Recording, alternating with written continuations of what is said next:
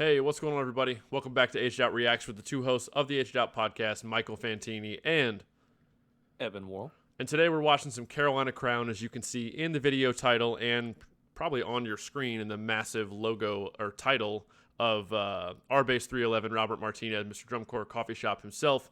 Great video from Mesquite, Texas. This is actually, it's a dope video because the night setting, the lighting he used to get the video, it's really cool. Dude, them setting up the lighting and stuff in the lot is so clutch. Oh, yeah. Robert and George, both of them. But head over to R-Base 311, link to the original videos in the description. Watching Crown today, we've got a few more videos we want to get through before we get to finals in a week? What is it? This is Thursday, August 3rd, so we have a week pretty much till quarters. Yeah. But this video is the newest video of Crown that's still on YouTube from Mesquite, Texas, 2 days after San Antonio. I gotta say, if you've been following the recaps and scores, I like what Mike wrote. I think it fits really, really well with the horn book. I think it's one of his denser books in terms of note density, because honestly, when you have that Crown horn line, you got to compete. You got to hold your own. If you want to be heard at all, they're going to put some sound out. So you can kind of beef that stuff up and put a lot out there. And I appreciate it. I think it's really cool. They're doing some hard drill. They're in, do you know where they've been finishing going into Allentown? Percussively? Yeah. Or overall? Percussively. 6-7? 6-7 range? Yeah. So we'll get into why that may or may not be as we go through this. But I'm ready to jump in if you are. Oh, wait a minute. Let's go. I'm ready. Can't have anybody complain. Here we go. This is not a beer, though, or a seltzer. It's like a tea-based energy drink. Cheers. Evan's got some bourbon, as usual. Yeah. Here we go. That is fire. What is it? Russell's Reserve 13-year. I think I've had that, but all right, let's watch some Crown. That barrel proof. That drum finish is gorgeous. It is. Already some crazy rhythmic changes within a few bars of music. There's a very good crescendo slow roll, too.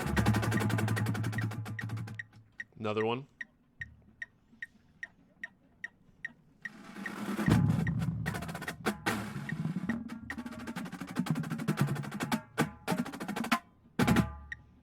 Yeah, just the big space. Jack. Huge space.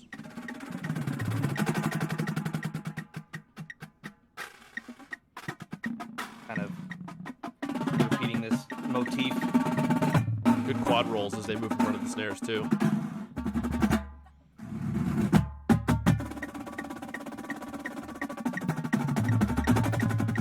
Nice. Triplet roll into the 9-lits. Well done. Good rough. Ooh, nice beefy. Oh, nice. Dude. Long roll. I'll let the phrase finish. Yeah. So, already, great dynamic contrast, crazy rhythm changes within phrases, huge spaces, and it's just so far interesting to me. I don't know. I haven't watched a ton of them kind of on purpose going into making this video, but go ahead. I've seen this show a lot. I think what Mike and Kevin did to support like you said, the brass book is really, really well done. I mean, it's super expressive, very musical. I think you can definitely feel that representative in the music analysis scores, like what they're doing up top in the music box. Just the brass and the percussion ensemble cohesiveness is definitely way better year one than I thought that it was going to be. I'm not gonna way lie. better than I expected as well. They've meshed way better. I'll talk a little bit about maybe some placement things, why they may be where as we get into the video, just personal opinions. But I mean, you can already hear in that first phrase we just watched, there were some ticks coming out of those long spaces. You know, they have some random paradiddle diddles after like a dotted quarter note space or whatever, or, you know, they start some rolls at the gut edge in the snare line, so to speak, and it's a little gray at first. But again, you had a long space between that, and they're dudding, which is great. It's going to help them a ton, but it's just the nature of the beast with the kind of books that Mike writes. He goes for it, like balls to the wall, for lack of a better way to put it, and it's either, if it hits, it'd be great. But there's a lot of opportunity. Dynamic contrast, yeah. Exactly. You're going to have musicality, but there's a ton of risk.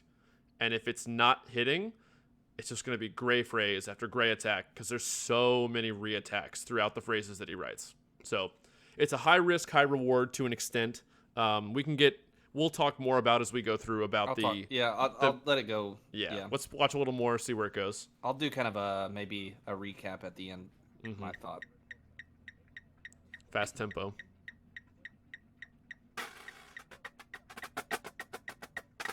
East Coast, baby. Oh, good rough there at the edge. Well handled, all those roughs.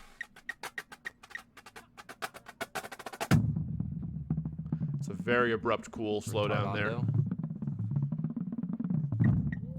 I like the puppies on the bass there for the tone.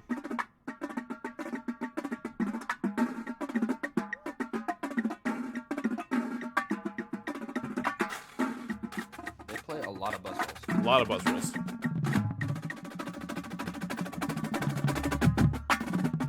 Ooh, tough through the slowdown.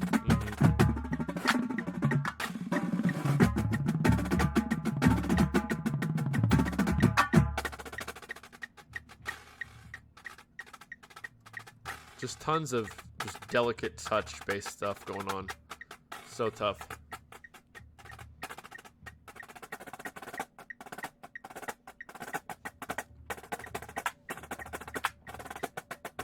Good job through the ninelets.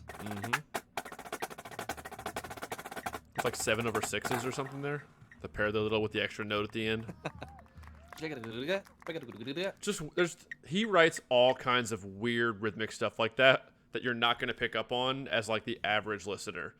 Like we played a few of those 7/6 PDDs with the extra note at the end with accenting it at Blue Coats when I marched, but they're playing them all over the place and just weird 9s and 7/6s. And we did a lot of that stuff at Rhythm X. Yeah, we played some of that too. Just be like, I just want you to put 13 notes with this sticking I in remember the place. that. Double, paradiddle, diddle, single, single. I actually know the exact day in 2011 that you're referring to when he did that. That was hilarious. Yeah. All right, random throwback. It's like whatever, 13 notes and 2 counts. There, yeah, just figure it out. Yeah, one of those things like subtle nuance stuff, and this book is full of those subtle rhythmic nuances that unless you have the ear training to hear the rhythms, it's probably going to blow by you so fast, and it's kind of, and maybe it's blowing by some of the judges on the move in the heat of the moment. Not that they can't understand it, but you're out on the field, you're trying to pay attention to 100 different things, and stuff can pass you by. Let's go.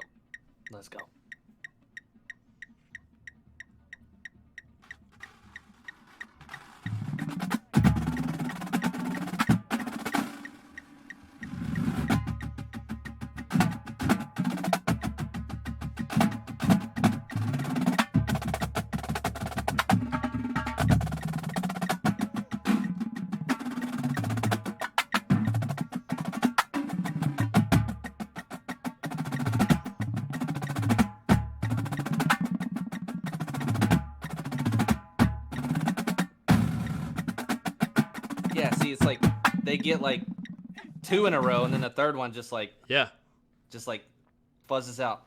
There is some repetition within the phrases in the writing, and you're right. It's one of those things where they'll get the re-attack in the space the first time, maybe the second time, but then they play it 4 times in a row, and it's like somebody's a hair early, or you'll have. Go ahead. This is purely my opinion, but I could see a scenario where like the rhythmic motif is very fascinating and intriguing. It's like, oh, it's like a callback, like almost like a great comedian or a great movie where something comes back. You're like, oh, you did, like it came full circle. But also at the same time, I could see a scenario where as an adjudicator or an audience member, like your ears kind of are waiting for it. Like you've heard it before. So when you hear it again, like, you know what you're expecting. And that one little micro tick happens, and you're like, "Oh, it was perfect the first 2 times." That wasn't like the first time. That wasn't as good as that one. It's gonna punch you in the face as a listener and make it stand out that much more. As opposed to like if it's constantly changing and you're not quite sure where things are going, then like you're always on the edge of your seat or like on the back of your seat, like waiting to see. So that's just a personal opinion, though. Yep, that's valid. I think.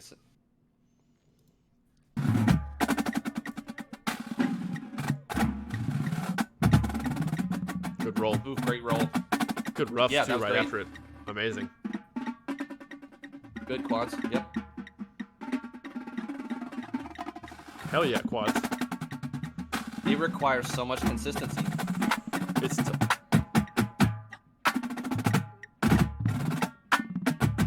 So and also you can hear the little grayness in some of those one count triplet rolls. You played the first. It was the fourth one, wasn't it? It was the fourth rough. The first three were great, and the fourth one just punched me right in the face. It's so ballsy. But you can tell where it's coming. It's almost like telegraphed. Mm-hmm. But again, the book is ballsy, man. It's just like it's gonna be there or it's not.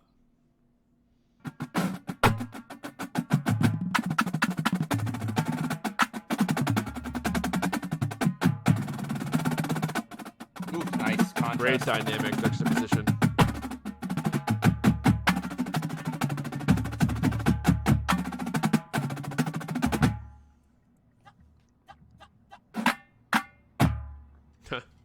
I will say, I like his style of writing when he is able to write it beefier. Because when he was at BK, you clearly didn't have the horn line you have at Crown to back it up. So like it was just the shows weren't as aggressive. Very true. That's also very valid. It's just like I like his more aggressive books, and there's a lot of aggression. Again, King Arthur, Camelot, they're soldiers basically. From what I can pick up, like it's gonna be aggressive, and I have seen Crown show on the field multiple times, and it's probably one of my favorite shows. Like it's not my favorite show of the summer, but I like it. I've enjoyed watching it every time I've seen it. There's momentum, there's aggression, there's softer moments, there's tons of dynamic range. The horn line's phenomenal. I like the thematic thing more than kind of the abstract thing personally, but like it being a concrete like King Arthur, like it's Knights of the Round Table, a concrete Knights of the Round Table versus like some of the other shows where I'm like, I don't know what the hell this is about. Yeah, I fully agree. But keep it going. Home team, CMFC. Haven't heard that vocal yet. Have not.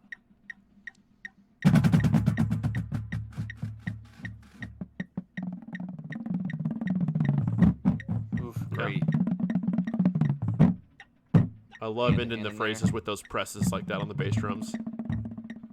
So warm. It's just like a doom march, like we're going to battle. Ooh. Yep. Oof, nice. Hold on, I was talking to that back up. Sorry. Yep.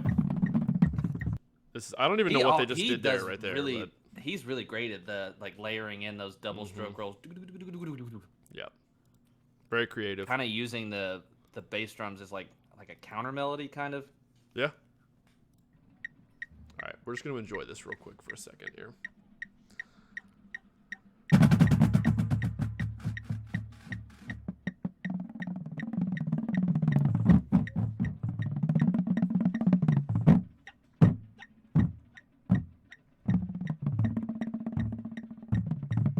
So tasteful. Yeah. Oh, nice. Hell yeah. That Great phrase. Talk about. Hold on. Sorry, Quads. We'll pause for a second. He also loves to have 6 basses. It must just be like a writing thing. The way that he writes. Really enjoys he wants 6. Yeah. Tonally. Makes sense. I mean, that is an example of a way to write a bass feature or a bass moment without feeling like you have to just ram lasers and just crazy stuff in the listener's face. Like that. The dichotomy of that between what like BD's bass break is pretty stark. Pretty drastic. And I prefer this one if I'm being honest. I respect and like what BD does both. too. Dude, I don't know. Dude, they're just different. They're different, different and it's subjective. What'd you say? There's a couple BD bass breaks that are wild to me, but yeah, for sure. But anyway, that was a very tasteful moment.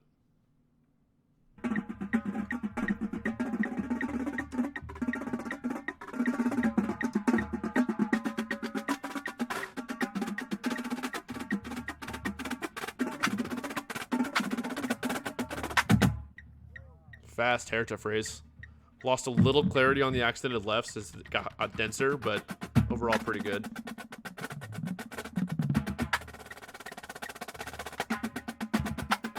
Just transition to the 3s.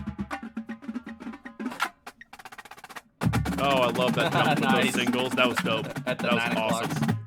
The 9 o'clock zone. Yep. Ew, solid phrase. He'll just end phrases abruptly like that with just a pulling the rug right out from under you. Ooh, that trade-off was great between the snare and the quads. going Go back. real quick. Yep. Super cool interaction there within the subsections.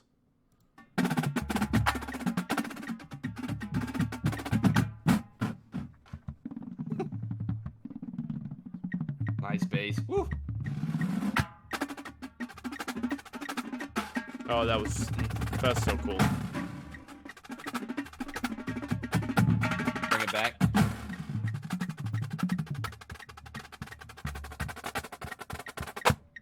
The move to the center got him a little bit. Fell out Yep. from a clarity standpoint, but good edge work for it. Oof, dude, man, that's tough. Coming in hot right there from all the way up. This video's what, 9 days old at this point, Yeah. so.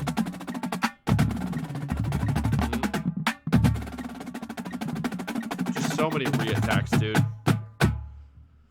There's just so much opportunity for error with so many re-attacks. That one where they come in from like all the way up. That's so hard. That's so hard.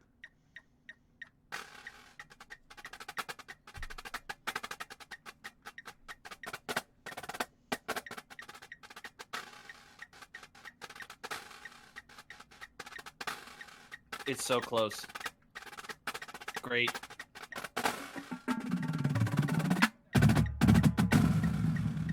I'm excited for this lot, though. I want to see them. Oh, I'd love to see it live. I plan on seeing it live in finals.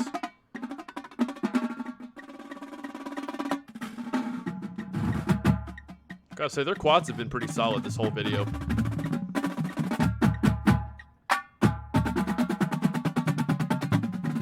Oh, I love that. Just full open doubles. Using the back fulcrum.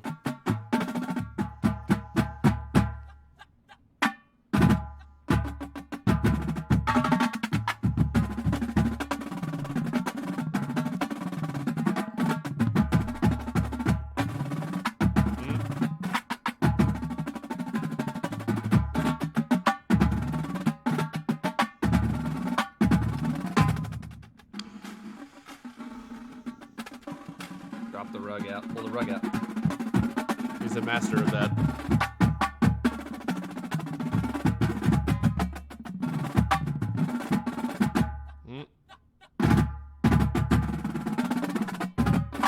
I'll let it finish out. Tough space. Nice. So, yeah.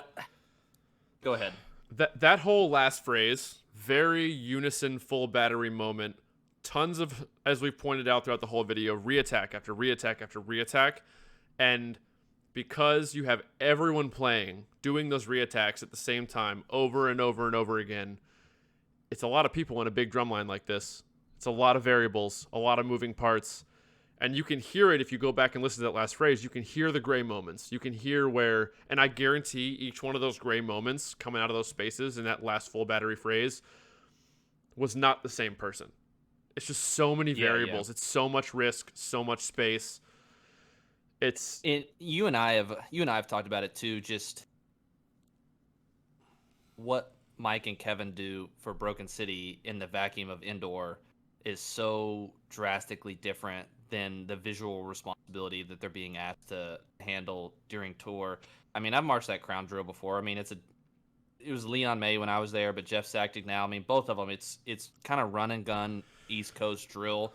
You're hauling ass, doing the physical requirements while trying to also play this style of book is a challenge. It's this style of book with the re-attacks and all the risk and the writing, like innately, just with the way it's written. But then you watch the way they play, which is what we've alluded to in indoor seasons in the past, drum corps seasons when Mike was at BK or other groups that have the same kind of approach. When you're running across the field at an 8-5, 7-5, 6-5, just crabbing, hauling at 180 something, good luck hitting those re-attack after re-attack after re-attack, playing that flowy style and floating everything and like. It requires so much musicality and expressiveness. I think those things like that. That's where the mismatch is to me.